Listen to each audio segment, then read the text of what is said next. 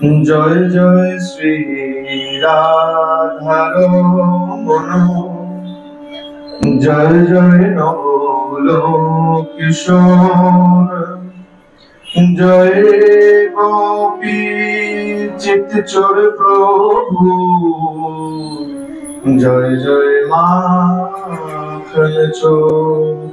बोलिए भक्त वत्सल भगवान की, भागवत भगवान की, राधा माधव की, निताई गौर भगवान की।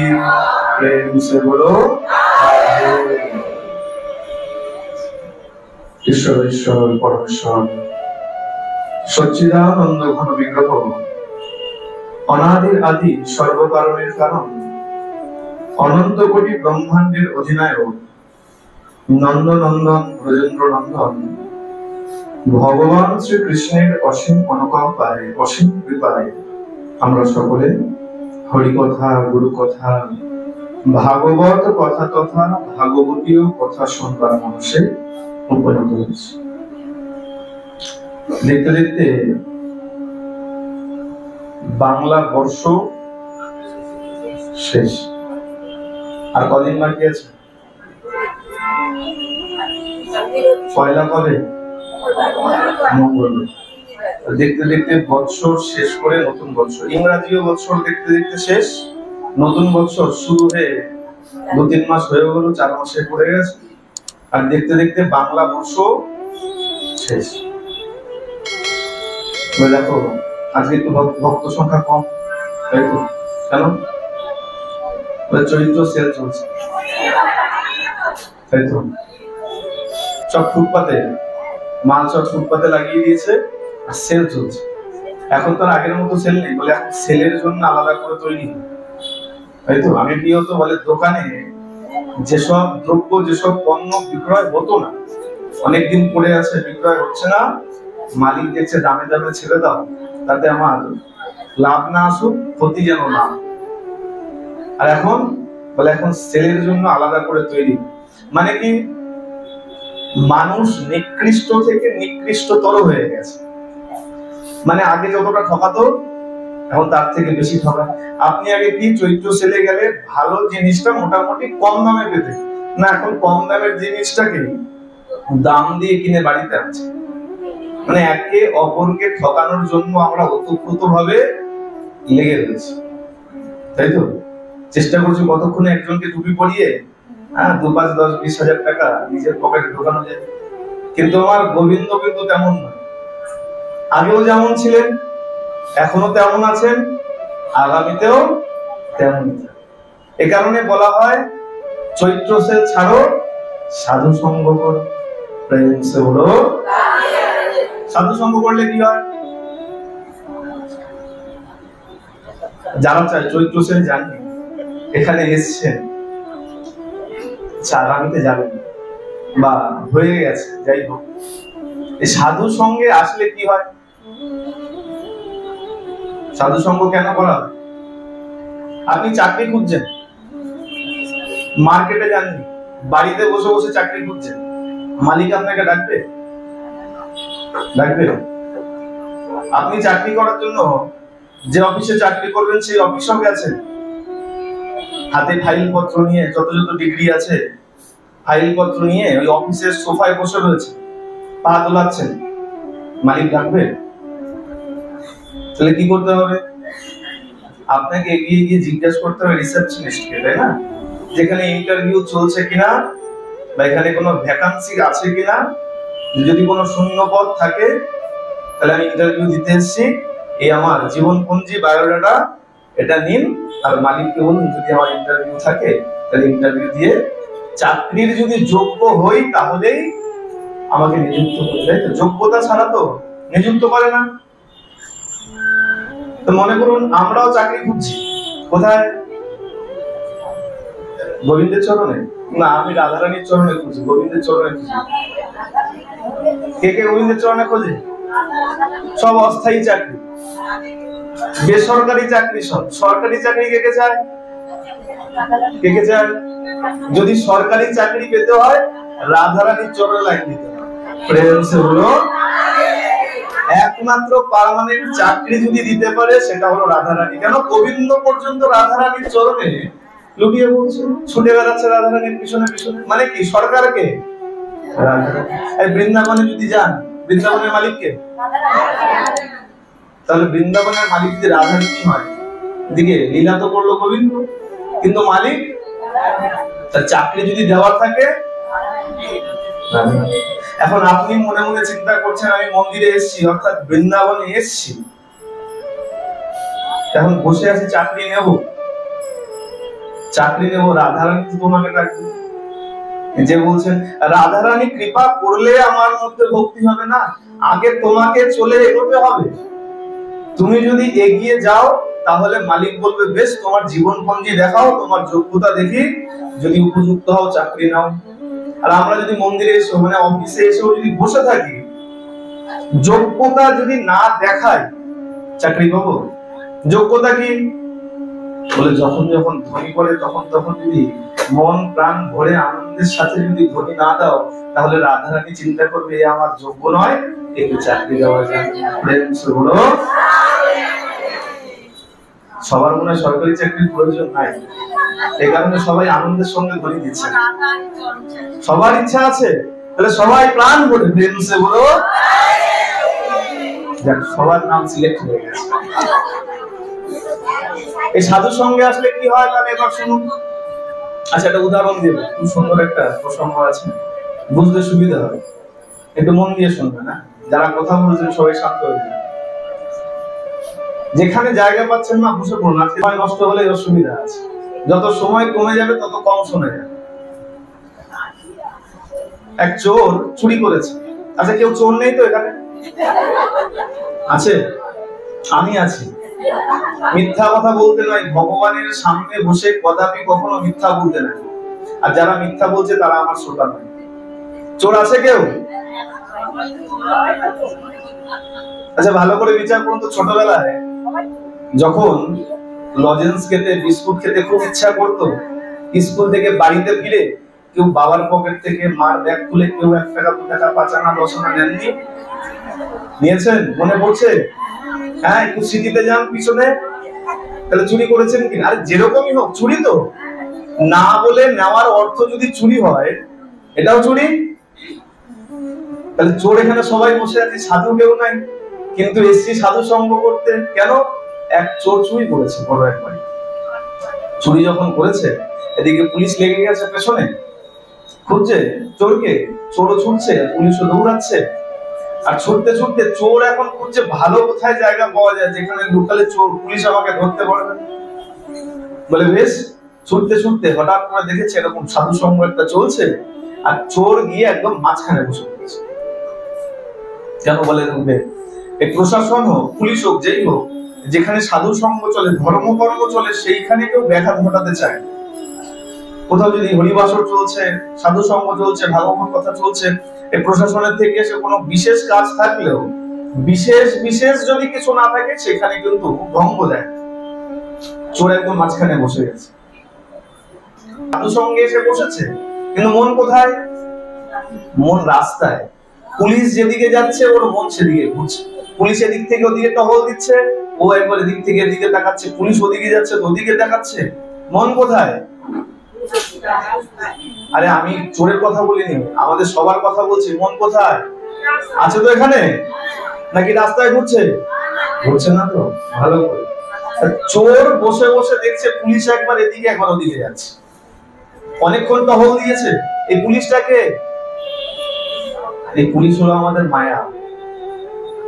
বাড়িতে আছে তো, এখানে অনেকে বসে আছে, চিন্তা করছে বৌমা কি করে, নাতিটা কি করে, বাড়ি আসলো, ছেলেটা আসলো কিনা, আরে ছেলেটা গরমে বাড়িতে এসছে, এই বৌমা 1 গ্লাস ঠান্ডা জল দিল কিনা, চিন্তা করছো তো। এটা কি? মায়া। ওই পুলিশ যখনই পুলিশ চলে গেছে, যখনই পুলিশ চলে গেছে, মনটা বাইরে থেকে সাধু সঙ্গে এসে বসেছে। দেহটা ছিল এখানে, যেমন অনেকের দেহ আছে মন নাই, দেহটা ছিল মনটা ছিল না। মনটাকে এখন এসে বসিয়েছে, বলে বস এখানে। এতক্ষণ পুলিশের দিকে খেয়াল করছিলি, পুলিশ চলে গেছে, এইবার বস, একটু পাঠক মহারাজ কি বলছে একটু শোন। পাঠক মহারাজ বলছে, বলে দেখো যাই করবে সবসময় সৎ থাকবে, সত্য কথা বলবে, সৎ পথে থেকে সমস্ত কার্য করবে। এখন চোরের বলে দেখো সংযোগ কখন কিরকম আসে কেউ বলতে পারে না, কখন কার কোন কথায় কোন ব্যক্তির জীবন পরিবর্তন হয়ে যায় কেউ বলতে পারে না। এখন ওই পাঠক মহারাজের কথা শুনে ওই চোরের খুব ভালো লেগেছে। এমনিতে তো বলে বৈষ্ণবের দর্শনে মনের পবিত্রতা চলে আসে। এখন ওর ওই পাঠক মহারাজের কথা শুনে এত ভালো লেগেছে, ওই চোর চিন্তা করছে বেশ কিন্তু সত্যি কথা বলবো যে আমি তো এমন একটা কাজ করি সত্যি কথা বললেই মার খেতে হবে, করি চুরি, আর যদি সত্যি কথা বলে চুরি করি কে ছাড়বে? আমি যদি বলি আপনাদের বাড়িতে চুরি করবো, দেবেন চুরি করবে? ছেড়ে দেবেন? চোর চিন্তা করছে চুরি তো করবো, কাজ তো আমার চুরি করা, আর চুরি করার কাজ সত্যি কথা বলে কি করে করবো? আচ্ছা বেশ, পাঠক মহারাজের উপর এত বিশ্বাস এসে গেছে, আস্থা এসে গেছে, ও কি করেছে বলে বেশ আগামীকাল থেকে চুরি করব আর সত্যি কথা বলেই চুরি করব। কি করবে? চুরি করবে, সত্যি কথা বলেই চুরি করবে। আর চিন্তা করছে বলে হয়তো বিশাল মাল করি কামাবো, আর না হলে এমন মার খাবো একদম জীবনের শেষ দিন দেখে নেবো, যে কোনো একটা হবে। আচ্ছা বেশ তাই যদি হবে তাহলে ছোট মোটো জায়গায় কেন চুরি করবো? যদি হয় মার খাই, নইলে যদি অনেক সম্পত্তি পেতে হয়, ছোট মোটো জায়গায় চুরি করে না, তাহলে কোথায়? বলে রাজার বাড়িতে চুরি। চুরি যখন করব রাজার বাড়িতে চুরি করবো। চলো পরের দিন যখন সময় হয়েছে চুরি করতে গেছে, সবাই একটু শান্ত হলো। আজকে যখন চুরি করতে গেছে রাজবাড়ির রাজ দরজার সামনে এসে দাঁড়িয়েছে, মেন গেটের সামনে এসে দাঁড়িয়েছে চোর। দারোয়ান জিজ্ঞাসা করছে কে যায়? বলে আমি চোর, চুরি করতে এসেছি। ভালো করে শুনে, চোর রাজবাড়ির দরজায় দাঁড়িয়ে আছে, জিজ্ঞাসা করেছে এই প্রহরী কে যায়? বলে আমি চোর, চুরি করতে এসেছি। এখন যে দাঁড়ি সে চিন্তা করছে চোর কখনো এরকম হয় না, চোর কখনো বলবে যে এই দরজা খোলো, আমি তোমার বাড়িতে চুরি করতে এসেছি? না না, মনে হয় রাজার কোনো বিশেষ মন্ত্রী বিশেষ কোনো কাজের জন্য ছদ্মবেশে আছে, গোপনে আছে, তাই নিজের পরিচয় দিচ্ছে না। হতে পারে রাজার মন্ত্রী। আচ্ছা বেশ, দরজা খুলে ঢুকতে দিল। চোর তো অবাক হয়ে গেছে, এতদিন চুরি করলাম কাউকে কিছু বলি নাই, মিথ্যা বলে বলে চুরি করেছি, আজকে সত্যি কথা বললাম তাও আবার রাজবাড়িতে, আর মেন দরজা খুলে দিতে চুরি করতে যাওয়ার জন্য। বেশ, জয় পাঠক মহারাজের জয়, প্রণাম করে লেগে গেছে। আর একটা তো দরজা নয়, একটা একটা করে দরজা যখন পার হচ্ছে আর এক এক দরজায় জিজ্ঞাসা করছো একটাই কথা বলছে, আমি চোর, চুরি করতে এসেছি। আর সবাই চিন্তা করছে স্বাভাবিক ব্যাপার, রাজবাড়িতে, অন্য কোথাও হয়তো মানা যেতে পারে, হতেও পারে, রাজবাড়িতে চুরি করতে এসছে তাও সত্য কথা বলে। এক একটা করে গেট পার হতে হতে একদম কোষাগারে গিয়ে পৌঁছে গেছে, যেখানে চুরি করবে। একদম মেন দরজায়, যে দরজা খুললেই খালি খাজানা আর খাজানা, সম্পত্তি আর সম্পত্তি, ওই দরজায় দাঁড়িয়ে চিন্তা করছে যদি এইবার ধরা পড়ে যাই, যদি আমি সত্যি চোর বুঝে নেয়। ওই লক্ষ্মী জিজ্ঞাসা করছে কে তুমি? বলে আমি চোর, চুরি করতে এসেছি। বলে না, যা হয়ে যায়। পাঠক মহারাজ যখন বলেছে সত্য বলতে, তাহলে আমাকে সত্যি বলতে। যখন বলেছে ওই কোষাগারের যে দাঁড়ি, সেও চিন্তা করছে হতে পারে ইনি কোনো বিশেষ মন্ত্রী, গোপনে কোনো কাজ করতে এসছে, হতে পারে সম্পত্তি গুনতে এসছে, হিসাব নিকাশ করতে এসছে। খুলে দাও, দরজা খুলে দিয়েছে। ও এখন ভেতরে গিয়ে এত আনন্দ লেগেছে, ও এখন চিন্তা করছে চুরি করবো না নাচবো, আনন্দে নাচবো না চুরি করবো। এইরকম তো কোনোদিন এইভাবে চুরি করি নাই। বলতে বলতে বলতে বলতে একদম সোজা খাজানার ঘরে, সম্পত্তির ঘরে যা পেরেছে ব্যাগে ভরেছে। ব্যাগে ভরে আবার যখন বেরোচ্ছে, যখন যাচ্ছে, আবার এরকম কৈফিয়ত দিতে দিতে যাচ্ছে, বলে আমি চোর, চুরি করা হয়ে গেছে, এখন বাড়ি যাচ্ছে। সত্য সত্যই চুরি করে বাড়ি চলে গেছে। পরের দিন সকাল হয়েছে, খোঁজ খোঁজ খোঁজ, চুরি গেছে, চুরি গেছে, চুরি গেছে, চোর কোথায়, চোর কোথায়? বলে মহারাজ এই সব দাড়িদেরকে দাঁড় করিয়েছে মহারাজ। বলে কি ব্যাপার, চোর ঢুকলো কি করে? বলে মহারাজ সত্যি কথা বলছি শুনুন, এক চোর এসেছিল, সে সত্যি কথা বলেছে, আমি চোর চুরি করতে এসেছি। আমরা ভেবেছি কোনো বিশেষ মন্ত্রী আমার তো হবে আপনার, তাই আমরা তাকে ছেড়ে দিয়েছি, আর সে সত্য সত্যই চুরি করে চলে গেছে। মহারাজ অবাক হয়ে গেছে, এরকমও চোর হয় যে সত্যি কথা বলে চুরি করে? বেশ, ডাকো, খোঁজো। আর দেখো, কেউ সাজা দেবে, কেউ তাকে কোনো সাজা দেবে না, ধরে সোজা আমার কাছে নিয়ে আসবে, আমি যা বিচার করার। সোজা চোরকে খুঁজেছে রাজার পেয়াদা, বলে পুলিশ চাইলে কিনা করতে পারে। এখন তো আর দেখছে প্রসঙ্গে গিয়ে রাজার পেয়াদা খুঁজেছে, চোর ধরা পড়েছে। চোর যখন ধরা পড়েছে, ওর প্রাণে আর ফেরার না। কেন?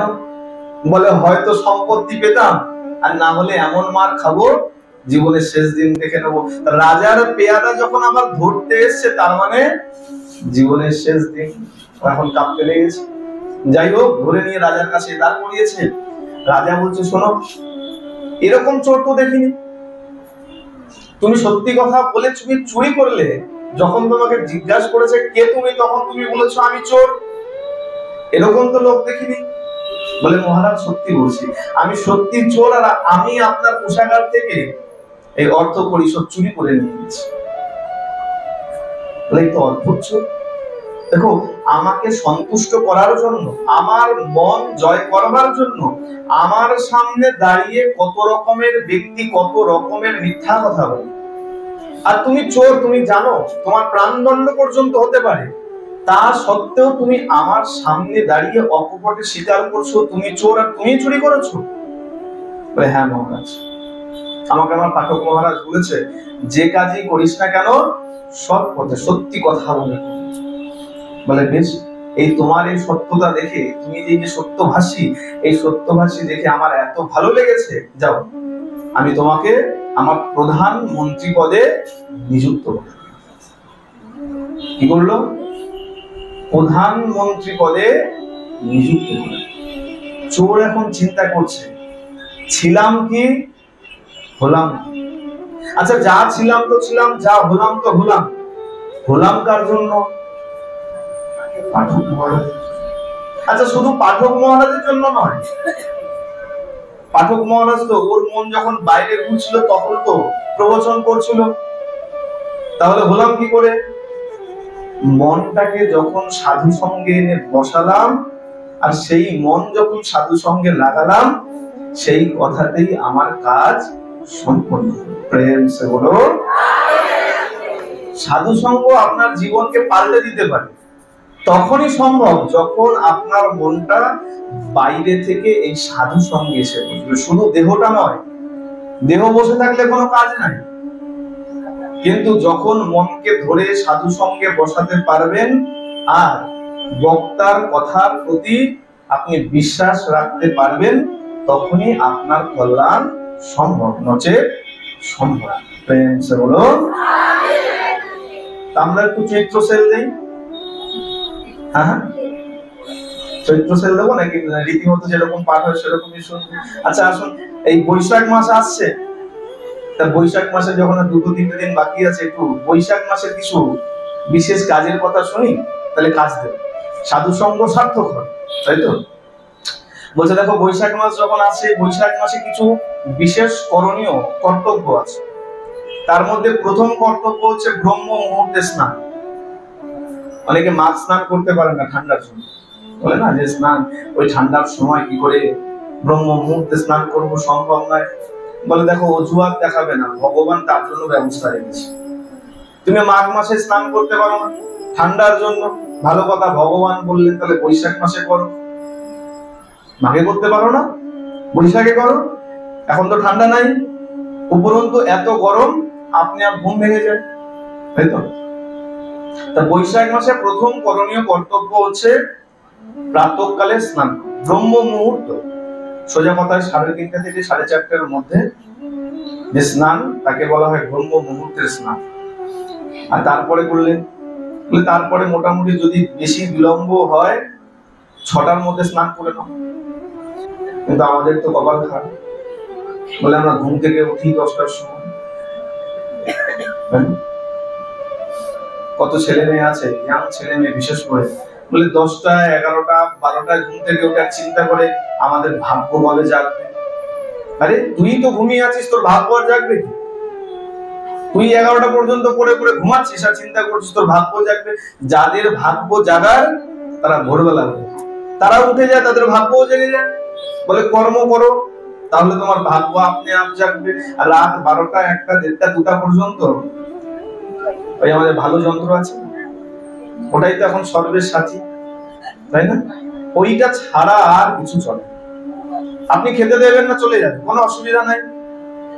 হ্যাঁ, কোনো অসুবিধা নাই। দেখবেন একটা ব্যক্তি যখন অফিস যাওয়ার জন্য বা কোনো কাজের জন্য বাড়ি থেকে বেরোয় আর সব ভুলে যায়, কোনো অসুবিধা নেই, মোবাইল নিতে কিন্তু ভুলবে। হ্যাঁ আছে, এইখানে এসে বসার পরেও দেখুন বারবার করে বলার পরে এখানে বসে পর্যন্ত মোবাইল বন্ধ করতে ইচ্ছা হয় না, হয় না? জানি কোন প্রিয় সঙ্গী বা সঙ্গিনী ফোন করবে তার অপেক্ষায় ফোন খুলে রেখে দিই, কোন আমার মোদিজি ফোন করবে তার জন্য ফোন খুলে রেখে দিই। আর কি হয় বলে আর বাকিদের ব্যাঘাত ঘটে, তাই না? ফোনের মায়া বড় মায়া, ফোনের মায়া না ছাড়া যায়। তা তুমি ফোনের মায়ায় পড়ে থাকবে, তোমাকে গোবিন্দ মিলবে কি করে, রাধারানী মিলবে কি করে? একের মায়া ছাড়লে অপরকে পাওয়া যায়। সবাইকে নিয়ে চলতে চাইলে কখনো চলা। মহাপ্রভু সাক্ষাৎ ভগবান, তাকে পর্যন্ত সবাই মানে, মেনেছে? সবাই মহাপ্রভুকে মানে? হ্যাঁ, তাহলে তিনি সাক্ষাৎ ভগবান, তাকে পর্যন্ত সবাই মানে না, আর তুমি চিন্তা করছো সবাইকে একসঙ্গে নিয়ে চলবে? না, সম্ভব না। এক বস্তুকে যদি না ছাড়ো তাহলে অপর বস্তুকে পাওয়া। জীবনে কিছু পেতে চাইলে ধর্মের পথে অবশ্যই তোমাকে হাঁটতে হবে, আর ধর্মের পথে যদি না হাঁটো জীবনে কোনোদিন সুখী হবে। এমন কোন উদাহরণ পাবে না যে ব্যক্তি ধর্মের পথে হাঁটে নাই আর খুব সুখে আছে। তার প্রথম কর্তব্য হচ্ছে প্রাতঃস্নান, দ্বিতীয় কর্তব্য হচ্ছে দান। এই বৈশাখ মাসের দানের অনেক বেশি মাহাত্ম্য আছে। বিশেষ করে এই বৈশাখ মাসের মধ্যে একটা বিশেষ তিথি আছে, এই মাসের শেষ দিনেই পড়েছে অক্ষয় তৃতীয়া। অক্ষয় শব্দেই অক্ষয়, আর দানও যদি করেছো সেই দানের পুণ্য তোমার অক্ষয়। তো বৈশাখ মাসের প্রথম ব্রহ্ম মুহূর্তে স্নান, দ্বিতীয় দান, আর তৃতীয় হচ্ছে এই বৃন্দাজি মহারানীকে বস্ত্র আচ্ছাদন করা, বস্ত্র দিয়ে এই ঝরা দেওয়া, ঠিক আছে? তারপরে সন্ধ্যা বন্দনা করা, বিশেষ করে পূজা করা। এই জলদানের বিশেষ মাহাত্ম্য আছে। এই বৃন্দাজিকে ছত্র দান করার বিশেষ মাহাত্ম্য আছে এই বৈশাখ মাসে। ছত্র দান মানে আচ্ছাদন, যেটাকে বস্ত্র দান করলাম, আচ্ছাদন দেওয়া। কেন? এই যে প্রখর রোদের তাপ, এই তাপ মায়ের সহ্য হয়, কষ্ট হয়, দেখুন শুকিয়ে যায়, মাটি ফুটি পাটা হয়ে যায়। যার জন্য এই মায়ের যেন কষ্ট না হয় তার জন্য ছত্র দান, এই আচ্ছাদন করে দেওয়া, যাতে সরাসরি রোদের তাপ যেন বৃন্দাজির উপরে না। অনেকে জিজ্ঞাসা করে যে বাবা এই বাড়িতে যদি অনেক তুলসী বৃক্ষ থাকে, অনেক বৃন্দাজি থাকে, তাহলে কি সবার উপরে বাঁধতে হবে? কোথাও এক মা প্রশ্ন করেছিল তার বাড়িতে, মায়েরা একটু শান্ত হয়ে যায়,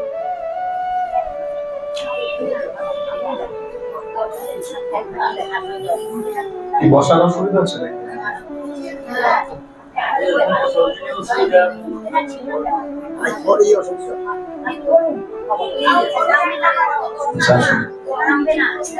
কোথায় ছিলাম?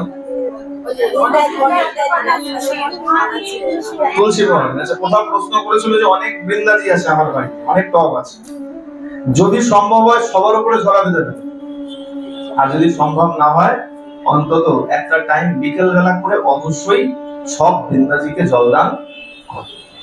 যদি সম্ভব হয়, দেখো বাড়িতে যখন এতগুলো লাগিয়েছো, এতগুলো বৃক্ষ যখন হয়েছে, তাহলে সবাইকে দেওয়া উচিত। যদি মনে করো না একান্তই পারছো না, অন্তত একটা নির্দিষ্ট টাইম করে নাও, বিকালের পরে অবশ্যই সবাইকে জলদান। আমরা এই বিচারটা সকালবেলা দাও অবশ্যই। এই বৈশাখ মাস পুরো মাস ভর জল দিবে। অনেক সময় বিচার থেকে যে এই সময় দেবো না, ওই সময় দেবো, এই বৈশাখ মাস ভর জল দেওয়া যায়। যাদের বাড়িতে অনেক আছে তাদের নিজের নিজের বিচার অনুযায়ী জলদান করতে, যদি সম্ভব হয় সবার উপরে একটা করে ঝরা বেঁধে দাও, আর ঝরা কেমন বলে, ঝরাও খুব ভালোভাবে বাঁধতে হয়। ওই জল দিলাম আর সব একসঙ্গে পড়ে শেষ হয়ে গেল, এভাবে জল দেওয়া উচিত নয়। জল যেন ফোঁটা ফোঁটা করে পড়ে, আর সেটা যেন দীর্ঘ সময়, অন্তত বিকাল পর্যন্ত যেন সেই জল পড়ে। কেন? রোদের তাপ থাকে তো, না হলে বৃন্দাজির কষ্ট হয়। বিকাল পর্যন্ত যেন অন্তত জল পড়ে, সেরকম ব্যবস্থা করে জল দেওয়া উচিত। আমরা কি করি, তড়িঘড়ি করে ওই মাটির হাঁড়ির তলায় একটা এমন ছাদা করলাম আর জল দিলাম, তো 2 থেকে 3 মিনিট সব জল পড়ে, আর সারাদিন কি করবে? সুতরাং একটু সাবধানতার সঙ্গে এই ঝরা বাঁধা আছে। আর এই ঝরা বাঁধা, এই বৃন্দা মহারানীকে জলদানের বিশেষ মহিমা আছে। বলবো না বৈশাখ মাস গেলেই শুনবো? এইভাবে কথা বললে কি করে বলবো? সবাই যদি শান্ত না হও তাহলে এখানেই বিশ্রাম, হরিনাম করে বাড়ি শোন। আর যদি সবাই শান্ত হও তাহলেই বলবো। আর বৈশাখ মাস ভোর জল দিয়ে একদম সোজা রাধারানীর চরণ প্রাপ্ত। বলবো? সবাই শান্ত তো? প্রেম সে বলো। এটাই একটা বড় বাজি। এমনি সময় অনেক কথা হয়, আর যেই ধ্বনি দিতে বলা হয় অমনি শব্দ কমে যায়।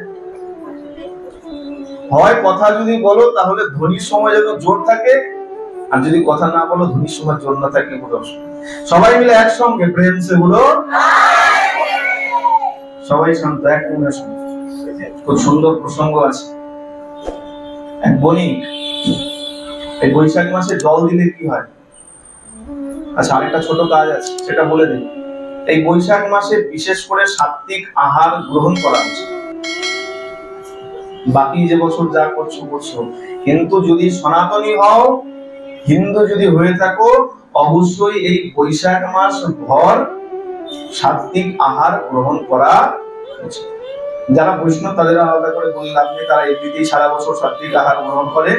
যারা সাত্বিক আহার গ্রহণ করে না তাদের জন্য বিশেষ করে এই বৈশাখ মাস বিশেষ করে উচিত সাত্বিক আহার গ্রহণ করা। এবার আসি জলদানের কথা। এই বৃন্দাজিতে জলদান আমরা যদিও সবাই করে থাকি, ঝড়া বেঁধে দেই আর জল পড়তে শুরু করে। শুধু বৃন্দাজি নয়, শালগ্রাম, ভোলে বাবা, যদিও শালগ্রামকে মায়েরা জল দিতে পারে না, ভোলে বাবাকে সবাই জল দিতে পারে, তাই এনাদের উপরে আমরা ঝড়া বেঁধে থাকি। এক বণিক ছিল, সেই বণিক এত কৃপণ, ধর্ম কর্ম ছেড়ে দাও, কেবলমাত্র একটাই চিন্তা, কত বেশি বেশি অর্থ উপার্জন করা সম্ভব। দান ধ্যানও করতো না, এত কৃপণ, দান ধর্ম কিচ্ছু করে না।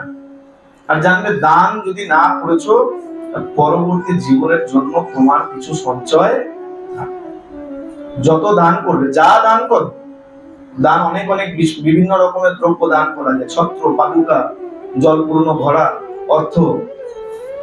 এমনকি বলে কেউ যদি কিছু নাও করতে পারো, ভগবানকে যদি কেউ পুষ্প দিয়ে অর্চনা করে নাও, তাহলেও দানের পুণ্য পাওয়া সম্ভব।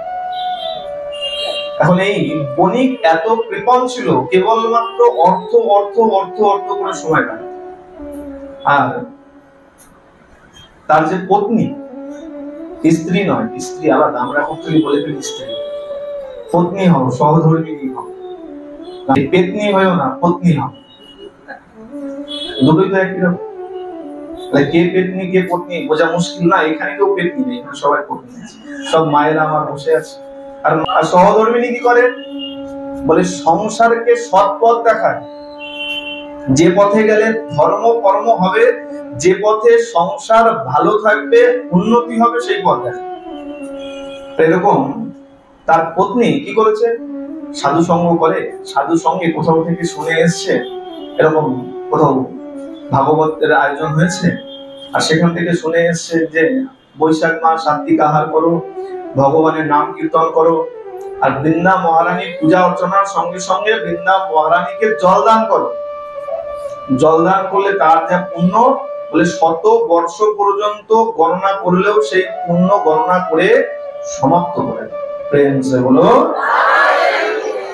বৃন্দাজিকে জলদান করলে যে পুণ্য হয়, 100 বর্ষ পর্যন্ত গণনা করেও সেই পুণ্য গুণে শেষ করা, কত বড় মহান।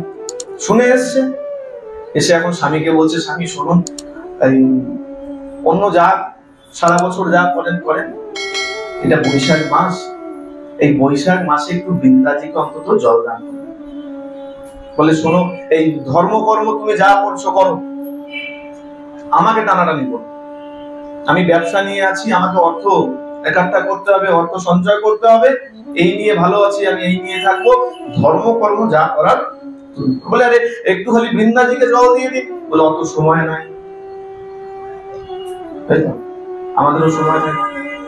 বলে সারাদিনে 24 ঘন্টা ভগবান আমাদের জন্য দিয়েছে, আমরা ভগবানের জন্য কতটা সময় দিয়েছি?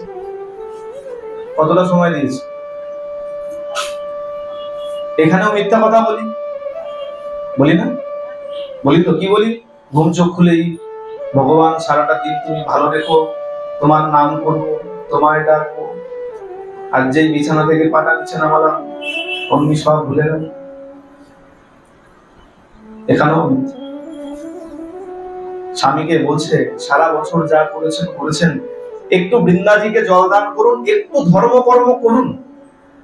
বলে শোনো, এই এত কাজ আমার দ্বারা হবে না, আমার এত এই ব্যবসা রয়েছে, এত চিন্তার মধ্যে সব ধর্মকর্ম হবে না, এক কাজ করো, তুমি করছো তুমি করো, ছাড়ো আমার।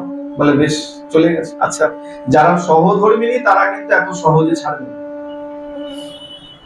যারা পেতনি তারা ছেড়ে দেবে। তারা কখন ধরবে? দেখুন এখানেই মজা। পত্নী যদি হয় তাহলে সবসময় ধরে রাখবে, ছাড়বে না। যদি স্বামী বিপথেও যাচ্ছে দেখে বা চিন্তা করে, ওকে ঠিক ধরে কিন্তু সোজা পথে হাঁটিয়ে দেবে। আর যদি পেতনি হয় তাহলে ক্ষণে ক্ষণে ধরবে আর ক্ষণে ক্ষণে ছাড়বে। কখন ধরবে? পুজোর সময় ধরবে, হ্যাঁ ধরবে না? আমার নেকলেস চাই, ধারে চেপে বসবে, অন্য সময় ছেড়ে দেবে। তার মানে কি? এগুলো হলো পেতনি। আর ইনি সহধর্মিনী। বলে আচ্ছা বেশ, তুমি তো সোজা পথে, তুমি তো ধর্ম করবে না, আর তোমাকে আমি ধর্ম করিয়েই ছাড়বো, তুমি ভেবেছো? পাঠক মহারাজ তো বলেছিল যে যদি এইসব নাও করে, কীর্তনও যদি করে নেয়, আচ্ছা কীর্তন যদি নাও করে, শ্রবণও যদি করে নেয়, তাহলেও পুণ্য। বেশ, তাহলে এক কাজ করবো, আমি যে কীর্তন করি সেই কীর্তন স্বামীকে শোনান। কিন্তু পত্নী তো কীর্তন করে মন্দিরে বসে বসে। বলে বেশ, তাহলে স্বামীর জন্য আমার নিয়ম পাল্টাতে। পরের দিন সকাল হয়েছে, ব্রহ্ম মুহূর্তে স্নান করেছে, স্বামী করে না, নিজে স্নান করেছে, নিজের নিত্যকর্ম যা ছিল সন্ধ্যা বন্দনা সব করেছে, ঠাকুর ঘরে বসে কীর্তন করতো। আজকে নিয়ম পাল্টে গেল, আজকে ওই কাসর করতাল নিয়ে সোজা চলে গেছে স্বামীর ঘরে। আচ্ছা এখনো সূর্য ওঠে নাই, ব্রহ্ম মুহূর্তে স্নান করেছে, ব্রহ্ম মুহূর্তে স্নান করে করতাল কাসর যা ছিল নিয়ে সোজা স্বামীর শয়নকক্ষে চলে গেছে। আর স্বামী যে বিছানায় শুয়ে আছে, মাথার কাছে বসে করতাল বাজাচ্ছে আর কীর্তন করছে, হরে কৃষ্ণ হরে কৃষ্ণ কৃষ্ণ কৃষ্ণ হরে হরে হরে রাম হরে রাম রাম রাম হরে হরে। কটা বাজে? কটা বাজে? না না, এখন 5টা বাজে। এখন কোথায় আছেন আপনারা? এখানে নেই এখন। কোথায়? বণিকের বাড়িতে। বণিকের বউ কীর্তন করছে তো, আমরা তো ওর সাথে কীর্তন করছি না। আপনারা কি এমনি এমনি করছেন? আমি তো বণিকের বউয়ের সাথে কীর্তন করছি। বণিকের বউ প্রভাতী করছে 5টা বাজে, স্বামী এবার এই পাশ থেকে ওই পাশ ফিরে শুয়েছে, চিন্তা করছে কি জ্বালা, সকালবেলা একটু ঘুমাবো তাও উপায় নেই। এই কানের কাছে, আরে গিন্নি কানের কাছে কেন? মন্দির করে দিয়েছি, ঠাকুর ঘরে যাও, ঠাকুর ঘরে বসে কীর্তন করো। আজকে কি হলো? যখন একটু রাত দেখিয়েছে, ক্রোধ হয়েছে, তা পত্নী তাড়াতাড়ি কি করেছে, ওই কীর্তন করতে করতে চলে গেছে। বলে না, ওষুধ একদিনে বেশি দিয়ে দিলে হিতে বিপরীত হবে। ডাক্তার ওষুধ দেয় 5 দিন খেতে হয়, আপনি যদি সব একদিনে খেয়ে নেন হিতে বিপরীত হয়ে যাবে। ঠিক হতে গিয়ে উল্টো দেখা যাবে একবারে পগার করা। তাহলে কি ওষুধের ডোজ আছে? 30 ml হলে 2 বার খাও, 60 হলে 3 বার খাও। এখন যখন দেখছে না স্বামীর রোগ একটু বেশি আছে, একবারে ওষুধ দেওয়া যাবে না, অল্প অল্প দিতে হবে। আজকের মতো চলে গেছে। এভাবে আস্তে আস্তে একদিন দুদিন এরকম করতে করতে স্বামী এক পর্যায়ে এত বিরক্ত হয়ে গেছে, চিন্তা করছে বলবো তো বলবো কি, যদি বেশি কিছু বলে বসি আর যদি পত্নী যদি এখন ঝোলা নিয়ে বাপের বাড়ি চলে যায় তাহলে আমার সংসারের কি হবে? ভয় তো সবার আছে। মায়েরাও ভালো করে শুনে দাও, স্বামী যতই রাগ দেখাক না কেন, তুমি যদি একটু ভালো মতন টাইট হয়ে দাঁড়িয়েছো, এই স্বামী বাবাজিও কিন্তু নত। কেন বলে জানবে, কঠোর পুরুষ সব সময় নারীর শাসনেই ভালো থাকে। যে যত ভালোবাসে সেই ব্যক্তি তত শাসন করতে পারে। আপনার পিতামাতা আপনাকে তো শাসন কেন করে? আপনাকে ভালোবাসে। যে যত শাসন করে জানবেন সেই ব্যক্তি আপনাকে তত ভালোবাসে। রাগ করা মানে এই নয় যে রাগ করলো মানে সে আমার থেকে বিমুখ হয়ে গেল, না, রাগ তার উপরেই আসে, ভালোবাসা যদি থাকে তাহলেই আসে। এখন স্বামী চিন্তা করছে বেশি যদি কিছু বলে দেই আর যদি বাপের বাড়ি চলে যায়, না বাবা থাক, যা শুনতে চলো। কিন্তু একটা সময়ের পরে আর ভালো লাগছে, এই সকালবেলা একটু ঘুমাবো, এই গরমের সময় তো, আর ঘুমটা দেখবেন সকালবেলা ভালো আসে, 4টে 4:30 দেখবেন একদম আমেজি ঘুম যাকে বলা হয়, হ্যাঁ, একদম ভালো করে টানা ঘুম যেটা আসতে পারে ওই ভোরবেলায়। এখন আর ভালো লাগছে না, রোজ ওই সময় সকালবেলা আসলে পরেই ওই কানের কাছে কাঁসর ঘন্টা বাজছে আর ওই এক কীর্তন চলছে, আজকে এত রেগে গেছে, আর ঘুমাবোই না, করো তুমি কীর্তন, এখানে বসে বসে করো, ঠাকুর ঘরে আর তোমাকে যেতে হবে। আমি চললাম, বেরিয়েছে তখন কটা বাজে? 4:30 বাজে, 5টা বাজে, সূর্য ওঠে নাই, অন্ধকার। বলে গিন্নি এই এক কাজ করো, উঠে যখন গেছি, বৈশাখ মাস, ব্যবসা খুব জোর আছে, দুপুরবেলা সব সময় বাড়িতে আসতে পারি না, এক কাজ করো গামছা দাও, স্নান করতে যাও। বলে বেশ, গামছা দেবো, একবার হরে কৃষ্ণ বলো। এটা হলো সর্বধর্মী নির্মম, হরে কৃষ্ণ বলো। বলে দেখো এইসব সময় নেই, তুমি গামছা দেবে কি না বলো। বলে যদি হরে কৃষ্ণ না বলেছো আমি গামছা দিব। বলে রাত থাকলো তোমার গামছা, দরকার নেই, আমি কি জানি না। ঘরে চলে গেছে, গামছা খুঁজতে খুঁজতে একটা নতুন গামছা পেয়েছে, নিয়ে পুকুরে চলে গেছে স্নান। আচ্ছা, ব্রহ্ম মুহূর্তে স্নান কোথায় বিহিত? পুকুরে, নদীতে, সমুদ্রে। আর যদি একান্ত না থাকে সামনে কিছু, তাহলে কলে চলে, বা যেখানে যার যেমন সুবিধা আছে তেমন করে। কিন্তু সব থেকে উত্তম বলা হচ্ছে নদী, পুকুর, সাগর, সমুদ্র, এইসব। চলে গেল পুকুরে স্নান করতে। দেখুন যোগ কেমন, যে ব্যক্তি স্নান করে না, আজকে ব্রহ্ম মুহূর্তই মনে করুন 5টার সময় স্নানে চলে গেছে।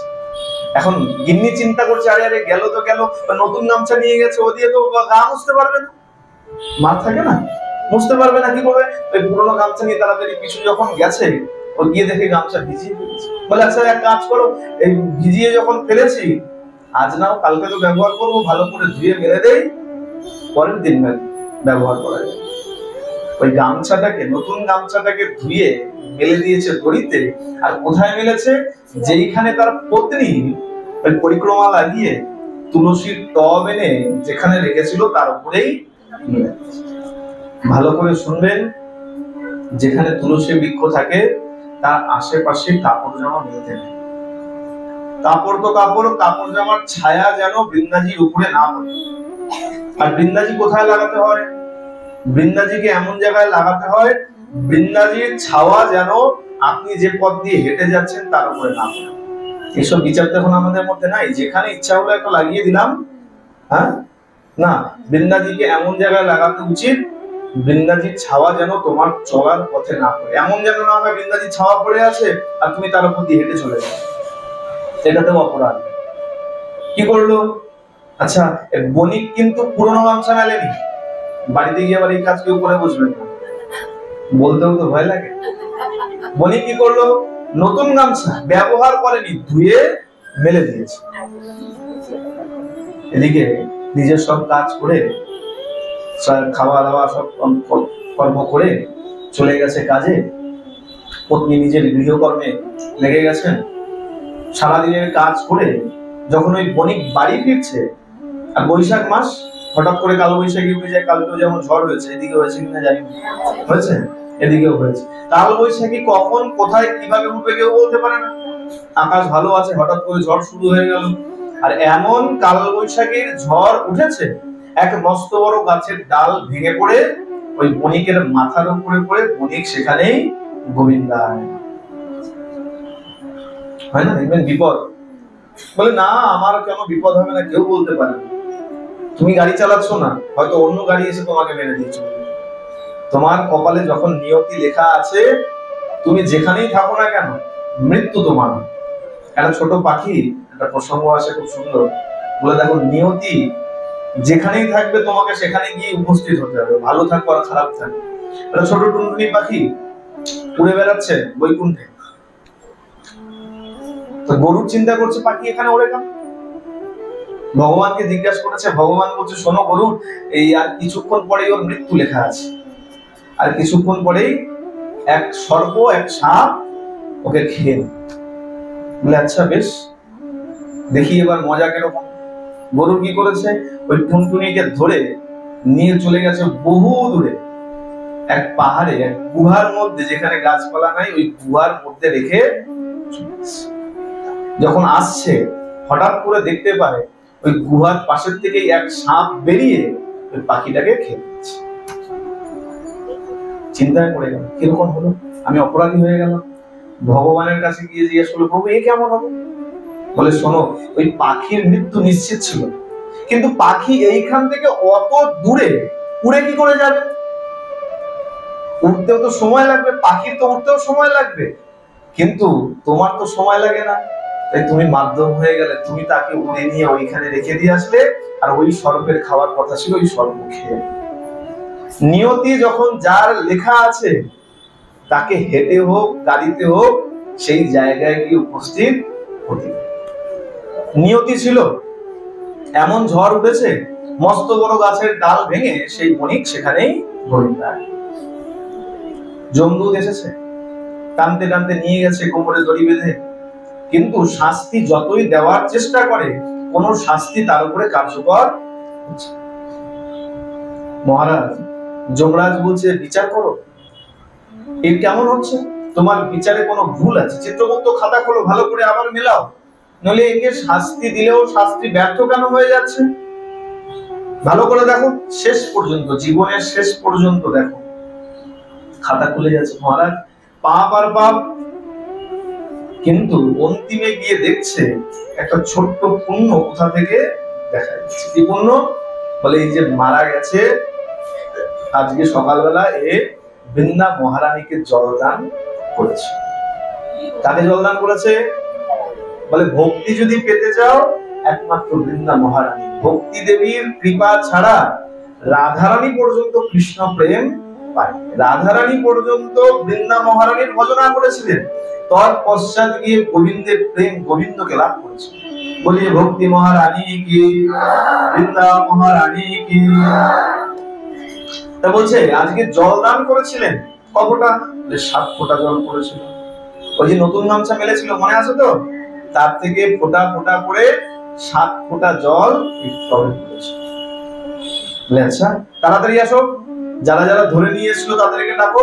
সবাই এসছে, বলে তাড়াতাড়ি প্রণাম করো, অপরাধ করেছো কেন? বলে এত পুণ্যাত্মাকে তোমরা এইভাবে দড়ি দিয়ে বেঁধে কঠোর ভাবে নিয়ে এসছো। সবাই লুটিয়ে পড়েছে, প্রণাম করেছে, ক্ষমা যাচনা করেছে। যমরাজ বলছে আচ্ছা শোনো, তোমার যা পাপ ছিল, এই যে তুমি পুণ্য করেছো, সেই পাপের জন্য তোমাকে নরকভুক্ত করতেই হবে, কিন্তু এই যে পুণ্য করেছো, এই পুণ্যের জন্য তোমাকে স্বর্গভোগ করতে হবে। স্বর্গভোগ করতে পারবে, তুমি কোনটা আগে করবে? এখন দেখুন, যে কুটিল ব্যক্তি তার মনে সবসময় কুটিলতা থাকে। এই বণিক ওইখানে গিয়ে চিন্তা করছে আচ্ছা পুণ্য আছে, এই কারণে আমাকে সবাই প্রণাম করছে, এমনি প্রণাম করছেন, তাই তো? আপনাকে আমাকে ভালোবাসে কেন? যার দেখবেন পকেটের দম আছে, তাকে সবাই আলগা ভালোবাসা বলে, সবাই ভালোবাসে।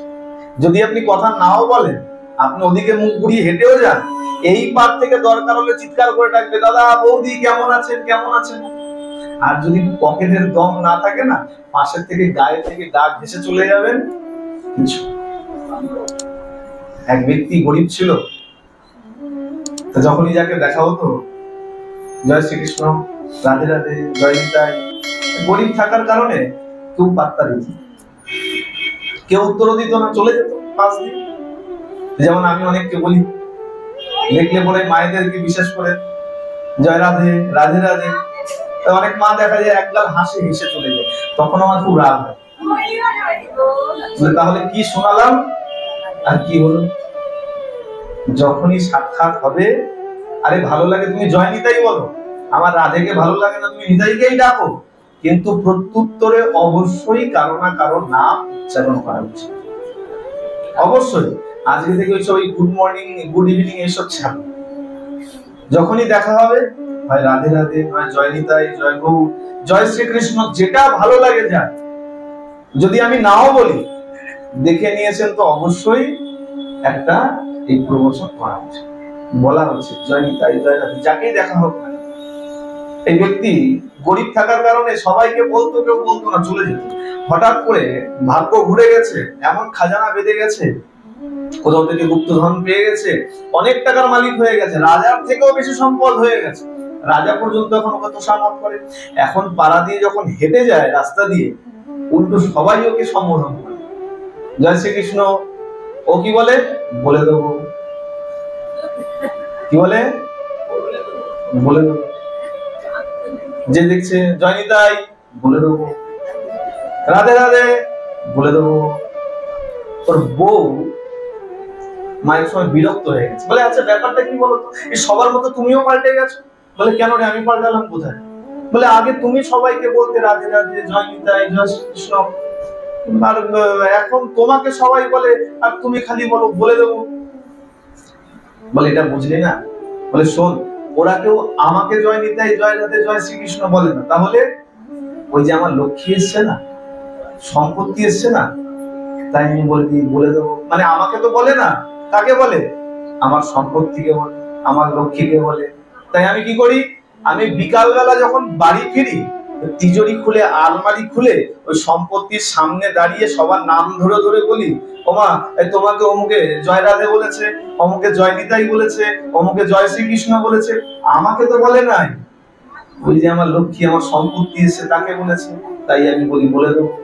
সুতরাং আপনাকে আমাকে কাউকে বলে না, যার পকেটে দম আছে লক্ষ্মী আছে তাকে প্রেম সে বলো। আর এখানে তো নিজের নিজের কল্যাণের জন্য বলছো, এখানে তো একটু জোরে বলো প্রেম সে বলো। এখন স্বর্গে যখন নিয়ে গেছে বিচার করেছে, বলে আচ্ছা বেশ এই 7 ফোঁটা জলদান করেছি তো করেছি, এখন আফসোস করছে। দেখুন সময় থাকতে আমরা সময়ের মূল্য দেই না। ওই বণিক এখন আফসোস করছে, হায় রে ওই গামছাটা যে কেন নিংড়ালাম, না নিংড়ালে আরেকটু বেশি জল পড়তো, আরেকটু বেশি স্বর্গসুখ পেতাম। কদিন? 7 ফোঁটা জলের দরুন 7 দিন স্বর্গবাস। বলে কোনটা আগে নেবে? বলে যদি নরক যন্ত্রণা ভোগ করতে করতে কোথায় চলে যাবো তার ঠিক নাই, 7 দিনের সুখ ভোগ যদি না হয়, না না মহারাজ আগে 7 দিনের সুখ ভোগ, তারপরে গিয়ে বাকিটা দেখা যাবে। বলে যাও, পেয়াদাদেরকে দিয়েছে, যমদূতদের বলে যা ছেড়ে দিয়ে আস। বলে শোনো 7 দিন, আপনারা মারা যাবে কতদিন? কতদিন? 7 দিন। পরীক্ষিত মহারাজের কতদিন ছিল? 7 দিন। সবার জন্যই কিন্তু 7 দিন বের হয়েছে। এই বণিকেরও 7 দিন চলে গেছে স্বর্গে।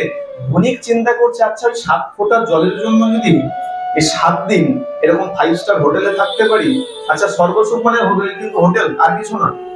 এই যে আপনি পুণ্য করছেন, পুণ্য করলে ভালো হোটেল মানে স্বর্গ, আর খারাপ কর্ম করলে পরে খারাপ হোটেল মানে নরক। মোক্ষ যতক্ষণ না পাবেন এই বন্ধনের মধ্যে থাকতে হবে। স্বর্গে থাকলে পরেও যখন আপনার পুণ্য শেষ হয়ে যাবে আবার এই ধরনীতে আসতে হবে। এখন ওই 7 দিনের জন্য গেছে, চিন্তা করছে না সময় নষ্ট করে যাবে, তাহলে জল দিতে হবে। 7 ফোঁটা জল দিয়েছিলাম, তাতে যদি এত ভোগ করতে পারি আর একটু বেশি জল দিলে কি হবে? এখন ওই স্বর্গের কোন ব্যক্তিকে দেখেছে, ওর মতন আরো যারা আছে, বলে বাবা একটা গামছা দাও তারা। সে ব্যক্তি বলে গামছা দিয়ে কি করবে? বলে তাড়াতাড়ি গামছা দেয়, ওই বৃন্দাজিকে জল দেবো। বলে আরে বৃন্দাজিকে তো জল দেয় পাত্র দিয়ে। বলে আরে যাই হোক, ও তো আর জানে না পাত্র দিয়ে দেয় না কি দিয়ে দেয়, ও তো শুনেছে গামছা থেকে জল পড়েছে, ও ভেবেছে গামছা দিয়ে জল দিতে হয়। বলে আরে যাই হোক, যা হোক একটা কিছু তো দাও। সময় নষ্ট করা যাবে না। আমরা কি করছি? নষ্ট করে দিচ্ছি। আর বণিক কি বলছে? সময় নষ্ট করা যাবে। যা হোক একটা পাত্র পেয়েছে, এখন একদম লেগে গেছে জল, যত পারছে জল দিচ্ছে, পরিক্রমা করছে। আর স্বর্গে তো অনেক সাধু সন্তরাও থাকে, তারাও পরিক্রমা করছে, হরিনাম করছে, তাদের সঙ্গে মিশে নিত্য এখন জল দিচ্ছে আর ওই পরিক্রমা লাগাচ্ছে, বৃন্দাবন মহিমা কীর্তন করছে। দেখতে দেখতে 7টা দিন শেষ হয়ে গেছে। দূত চলে এসেছে, চলো 7 দিন তোমার শেষ। নিয়ে গিয়ে যখন যমরাজের সামনে দাঁড় করিয়েছে, যমদূত চিত্রগুপ্তকে জিজ্ঞাসা করেছে, বলে দেখো এবার কোন নরক যন্ত্রণা আগে দেবে। মহারাজ গিয়ে আস্তে আস্তে চুপি চুপি বলছে, মহারাজ নরক যন্ত্রণা তো পরে দেবেন, এই 7 দিন স্বর্গসুখ ভোগ করতে গিয়ে এত বৃন্দা মহারানীকে জল দিয়েছে, এই ব্যক্তি এখন 7 বছর শিবলোকে থাকতে পারবে। কতদিন? 7 বছর। তাও কোথায়? শিবলোক, পরম বৈষ্ণব ধাম, বৈষ্ণবানাং যথাসম্ভব শিবলোকে থাকতে পারবে। শুনতে পেয়েছে? বলে মহারাজ চুপি চুপি কি বলো, ভালো করে জ্বলে বলো, আমি তো শুনতে পাই নাই। বলে শোনো, এই তুমি যে জল দিয়েছো, এই 7 দিনে গিয়ে এত পুণ্য হয়েছে তোমার, তুমি এখন 7 বছর শিবলোকে থাকতে পারবে। তা তুমি কোনটা আগে নেবে? বলে পাপ করে, আগে পুণ্য ভোগ করে, আগে আয়েশ করে নি, শিবলোকেই যাবো। বলে যাও। শিবলোকে ছেড়ে দিয়ে এসছে, আর শিবলোকে গিয়ে ভোলানাথের দর্শন করেছে, আর দর্শন করা মাত্রই তার মন পবিত্র হয়ে গেছে। বৈষ্ণব দর্শন, বলে বৈষ্ণবকে দর্শন করা মাত্রই মন পবিত্র, শান্ত হয়ে যায়। দেখবেন অন্য জায়গায় যতই ছটফট করি না কেন, সাধুগুরু বৈষ্ণব যখন আসে আমরা একদম ধীর স্থির হয়ে যাই, নম্র ভাবে কথা বলি। কেন? বলেন এটাই হলো বৈষ্ণবের ক্ষমতা। তখন শিব যখন এসছে, শিবের কাছে যখন দর্শন হয়েছে, 7 বছর শিবলোকের থেকে এত জলদান করেছে, এত পুণ্য অর্জন হয়েছে। 7 বছর যখন শেষ হয়েছে, সেই ব্যক্তিকে যখন নিয়ে গেছে যমের দুয়ারে, যমরাজ বলছে এইবার তো নিশ্চয়ই পাপ হবে, এইবার তুমি পাপের ভোগ দাও। মহারাজ আস্তে আস্তে শুনুন, এই ব্যক্তি এত জল দিয়েছে, 14 বছর এখন ব্রহ্মলোক বাস করছে। কতদিন ছিল? 7 দিন, 7 বছর, এখন সোজা 14 বছর ব্রহ্মলোক বাস করছে। মহারাজ জোরে বলো, আমি শুনতে পাই নাই, তোমরা চুপি চুপি কি বলছো? বলে শোনো, এই তুমি এত পুণ্য অর্জন করেছো, এখন 14 বছর ব্রহ্মলোকে বাস করতে পারবে। বলে শুনুন মহারাজ, পাপ পরে, আগে পুণ্য ভোগ করবো, আমি ব্রহ্মলোকে থাকতে চাই। বেশ, যেমন চাও, যা ছেড়ে দিয়ে আয়। যমদূতেরা তাকে নিয়ে চলে গেছে ব্রহ্মলোকে, ছেড়ে দিয়ে এসছে। এই ব্রহ্মলোকে সব বৈষ্ণবের সঙ্গ করতে করতে, সাধু সঙ্গ করতে করতে, আর এই যে বৈষ্ণবের দর্শন হতে হতে তার মন এত পবিত্র হয়ে গেছে, আর নিত্য বৃন্দা মহারানীকে জল দিতে দিতে তার মধ্যে এত ভক্তির সিঞ্চন হয়েছে, এত ভক্তি জন্মেছে। যখন 14 বছর সমাপ্ত হয়ে গেছে, যমদূত যখন তাকে নিতে এসছে, সেই বণিক এখন বলছে, দেখ শোন, এইবার আমাকে নিয়ে যাচ্ছিস, আমি যদিও বলি তবুও আমাকে সর্বসুখ ভোগ করাবে। আমি মনুষ্য জমিতে যখন ছিলাম, সাধন যজ্ঞ যখন দেহ পেয়েছিলাম, তখন আমি এই সাধন ভজন করি নাই। কত পাপ করেছি, যত যত পাপ করেছি সব পাপের সাজা আমাকে, আমি কোনো পুণ্য চাই না। মনুষ্য দেহ পেয়ে যখন আমি পুণ্য করি নাই, তখন সেইখানে সেই দেহের যত পাপ ছিল, সেই পাপ আমাকে ভোগ করা হচ্ছে। আমাকে যখন এখন নিয়ে যাচ্ছিস, সব পাপের ভোগ আমাকে করাবি, আমাকে কোনো পুণ্যের ভোগ দিবি। কিন্তু বলে দেখো, যেমন কর্ম করবে, এটা তোমারটা আমি নিতে পারবো না, আমারটা তুমি নিতে পারবে। যখন নিয়ে গেছে, বিচার করতে দিয়েছে চিত্রগুপ্তকে। চিত্রগুপ্ত বলছে, মহারাজ এতদিন তো বিচার করেছিলাম, কিন্তু এই 14 বছর বসে এত সাধু সঙ্গ করেছে, এত বৃন্দা মহারানীকে জলদান করেছে, এত পরিক্রমা লাগিয়েছে, এর যে পুণ্য হয়েছে, সেই পুণ্যের পরিবর্তে তাকে আমি কি ফল দেব আমি বুঝে উঠতে পারছি না। কিন্তু সেই তো বণিক বলেছিল, আমার কোনো পুণ্য চাই না, আমাকে নরক যন্ত্রণা ভোগ করাবে, আমার যত পাপ আছে সব পাপ যেন নষ্ট হবে। কিন্তু সে এত পুণ্য অর্জন করেছে, পাপের খাতা শূন্য হয়ে গিয়ে পুণ্যের খাতা আজকে ভরে গেছে। প্রেম সে বলো। দেখতে দেখতে যখন এই কথোপকথন চলছে, যমরাজ চিন্তায় পড়ে গেছে কি পুণ্য দেবে, সেই সময় আমার প্রাণ গোবিন্দ নিজের রথ নিয়ে এসে যমালয়ের কাছে এসে আর বণিককে বলছে, বণিক ওইখানে এখনো তুমি কি করো? তুমি তো সব পাপ থেকে, পাপের বন্ধন থেকে মুক্ত হয়ে গেছো, এসো আমার রথে ওঠো আর সোজা বৈকুণ্ঠে গমন করো। সাক্ষাৎ ভগবান তাকে ওই রথে চড়িয়ে বৈকুণ্ঠে নিয়ে গেছে, শুধুমাত্র না জেনেও 7 ফোঁটা জল দিয়েছে। তাহলে আপনি আমি জেনে যদি বৃন্দা মহারানীকে জল দেই, তাহলে না জানি গোবিন্দ আমাদের জন্য কি ব্যবস্থা রাখবে। বলো সবাই জল দেবেন তো? মনে থাকবে তো? এত আগে বলে দেওয়ার কারণ, একটা দিনও যেন বাদ, অনেক সময় হতে পারে বিলম্বে জানলাম, দিতে দেরি হলো, একটা দিনও যেন বাদ কারো না যায়। সুতরাং বৈশাখ মাস পড়ার দিন থেকেই যেন এই কর্তব্য আমরা সবাই পালন করি, আর ভক্তি মহারানীর কৃপা যেন আমরা অবশ্যই প্রাপ্ত। আর ভক্তি মহারানীর কৃপা প্রাপ্ত হলে রাধারানীর চরণ পেতে আমাদের আর কেউ একটা বিশেষ কথা বলি, সবাই একটু চুপ করে যাবেন, 1 মিনিট সময় নেব, তারপরে কীর্তন করে বিশ্রাম। দেখুন, ভক্তি মহারানীর কৃপা পেলে যদি গোবিন্দকে পাওয়া যায়, ভক্তি মহারানীকে যারা এখনো কণ্ঠে ধারণ করেন নাই, অবশ্যই আজকে বাড়িতে গিয়ে বৃন্দা মহারানীকে অর্থাৎ তুলসী মালা অবশ্যই গলায় ধারণ করবে। অনেকে বলে লজ্জা লাগে, আরে কিসের লজ্জা? এই যে যারা বলে লজ্জা লাগে, তো মুখে নিন্দা করে, ভালো করে শুনবে, সবাই নিন্দা হয় ভালো বলবে আর না খারাপ। এটা তো চর্চা, হোক নিন্দা বা সুনাম, দুটোই চর্চা, হয় ভালো বলবে নয় খারাপ বলবে। তুমি পড়ো নাই, এক শ্রেণী তোমাকে খারাপ বলছে, কারা? যারা গোবিন্দের জন, সাধুগুরু বৈষ্ণব, তারা বলবে কি, দেখো কেমন আচার, মালা পরে নাই, তারাও তো খারাপ বলছে। হ্যাঁ, আর তুমি চিন্তা করছো যারা মায়ার দূত, যাদের সঙ্গে গোবিন্দের যোগ নাই, তারা আমাকে কি বললো, তারা কি ভাবলো? আরে তারা কি ভাবলো, তারা ভালো বলে তোমাকে যমরাজের কাছে নিয়ে যাবে, মায়ার কাছে নিয়ে যাবে, তখন তুমি কি করবে? কলির দূত হয়ে ঘুরে বেড়াবে।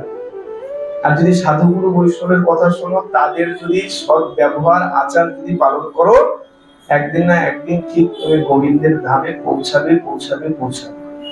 বলে মালা তিলক থাকা অবস্থায় যদি কেউ মারাও যায়, তাতেও তার সদ্গতি।